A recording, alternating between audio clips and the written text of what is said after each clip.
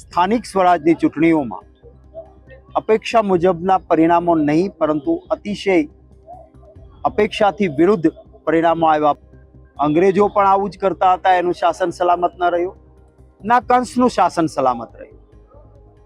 આખરે લોકશાહીમાં લોકસેવા એ આખરી ધ્યેય હોવું જોઈએ. એક તરફ કોંગ્રેસમાં કકડાટની શરૂઆત થઈ ગઈ છે. સ્થાનિક સ્વરાજની ચૂંટણી પછી જે સ્થિતિ બની છે એમાં અધ્યક્ષથી લઈને અલગ અલગ નેતાઓ ઉપર બહુ બધા ઠીકરા ફોડવામાં આવી રહ્યા છે, જેમાં અમિત ચાવડા અને અધ્યક્ષ અંદરો અંદર બહુ જ વધારે જે જૂથવાદ છે એના કારણે કોંગ્રેસ સ્થાનિક સ્વરાજની ચૂંટણીમાં જે પરિણામ ન લાવી શકી એનું ઠીકરું ફોડવામાં આવ્યું. એના પછી સુરતથી પણ એવું સામે આવ્યું કે ત્યાં પણ અંદરો અંદરનો જૂથવાદ અને વિખવાદ સામે આવ્યો. એ બધાની વચ્ચે ભાવનગરમાં ગઈકાલે સ્નેહ મિલન કાર્યક્રમ હતો. સ્નેહ મિલન કાર્યક્રમમાં શક્તિસિંહ ગોહિલ હાજર હતા. ભાવનગર એમનો વિસ્તાર ગણાય અને ત્યાં સ્નેહ મિલન કાર્યક્રમમાં કોંગ્રેસના કાર્યકર્તાઓ સાથે મન ખોલી અને વાત કરી જે રીતના સ્થાનિક સ્વરાજનું પરિણામ આવ્યું છે.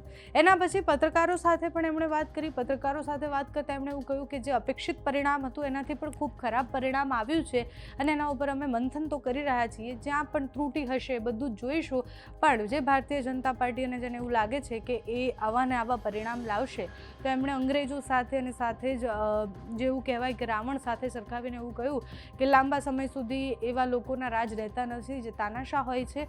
શક્તિસિંહ ગોહિલે જ્યારે પ્રતિક્રિયા આપી ત્યારે સ્થાનિક સ્વરાજની ચૂંટણીમાં હારની વાત પણ કરી. પ્રશ્ન એ સ્થાનિક સ્વરાજની ચૂંટણીની હારનો આવતો જ નથી. વિધાનસભા સ્થાનિક સ્વરાજ કોઈ પણ ચૂંટણીમાં કોંગ્રેસમાં કેમ આટલા કકડાટ થાય છે એનો મુખ્ય પ્રશ્ન છે. હવે અત્યારે તો અમિત ચાવડા સામે ઘણા બધા સવાલો એ કોંગ્રેસના નેતા ઉઠાવી રહ્યા છે, સાથે જ અધ્યક્ષ બદલવાની માંગણી પણ કરી રહ્યા છે. એ બધાની વચ્ચે હવે ડેમેજ કંટ્રોલ કેમ થાય છે જોવાનું રહ્યું. ગઈકાલે ભાવનગરમાં શક્તિસિંહ ગોહિલે શું કહ્યું, ભારતીય જનતા પાર્ટી પર પ્રહાર કરતા શું બોલ્યા તે જુઓ. આજે ભાવનગર શહેર અને ભાવનગર જિલ્લા કોંગ્રેસ પરિવારના સભ્યોનું સ્નેહ મિલનનું આયોજન કર્યું હતું. હું સૌનો દિલથી આભાર માનું છું કે ખૂબ વિશાળ સંખ્યામાં કોંગ્રેસ પરિવારના સભ્યો અહીં ઉપસ્થિત રહ્યા છે.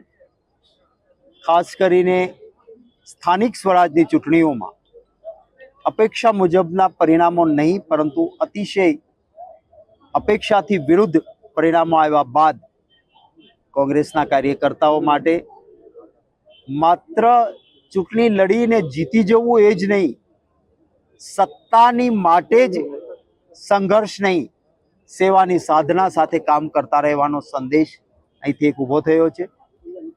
ભારતીય જનતા પાર્ટીએ જે લોકશાહીમાં માન્ય નથી એવા હાથગંડાઓ કર્યા, આપના બધાના કેમેરા સામે પણ ઘણી બધી બાબતો આવી. તંત્રનો દુરુપયોગ આવો ક્યારેય નહોતો થયો એવો થયો. ફોર્મ પાછા ખેંચાવી લેવા માટેના પ્રયત્નો, ખોટા કેસો.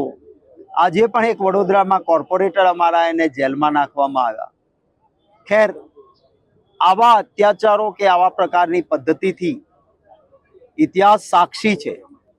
અંગ્રેજો પણ આવું જ કરતા હતા, એનું શાસન સલામત ન રહ્યું, ના કંસનું શાસન સલામત રહ્યું.